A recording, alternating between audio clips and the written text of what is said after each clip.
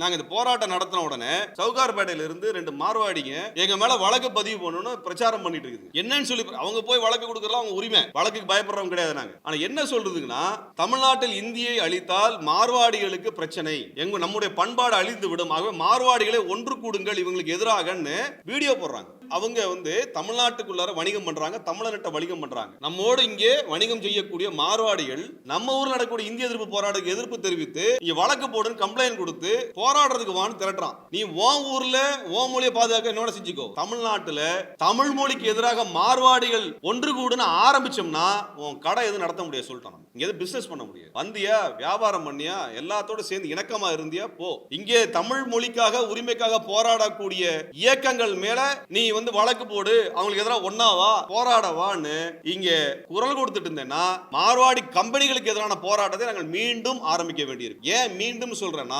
1956லயே இந்த மார்வாடி கடைகள்லாம் மூட வேண்டும் என்று தந்தை பெரியார் அறிஞர் அண்ணாவெல்லாம் போராட்டம் நடத்தின காலம் இருக்குது. மறந்துடக்கூடாது, மறந்துடாதீங்க. சவுகார்பேட்டைக்காரன் மறந்துடக்கூடாது.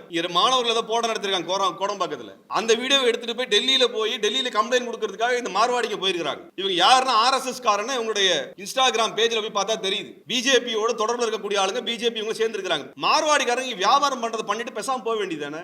எங்க மொழி பிரச்சனைக்காக நாங்க போராடிட்டு இருக்கும்போது மார்வாடிக்கார சேட்டுகளுக்கு என்ன பிரச்சனை? ஒழுங்கா பிசினஸ் பண்ணமா வேலையை பார்த்தோம்னு இருக்க மாட்டீங்களா? இப்ப இதே மாதிரி பண்ணிட்டு இருந்தாங்கன்னா அந்த பெண்களை வைத்து இதே போல தமிழர்களுக்கு எதிராக தமிழ் மொழிக்கு எதிராக பரப்புரை செஞ்சுட்டு இருந்தா மார்வாடி கடைகளை நிராகரிங்க புறக்கணிங்கிற போராட்டத்தை நாங்க எடுக்க வேண்டி இருக்கும். நாங்கன்னா தனி அமைப்பு அல்ல, நூற்றுக்கணக்கான அமைப்புகள் இங்க தமிழ்நாட்டில் இருக்கிறோம்.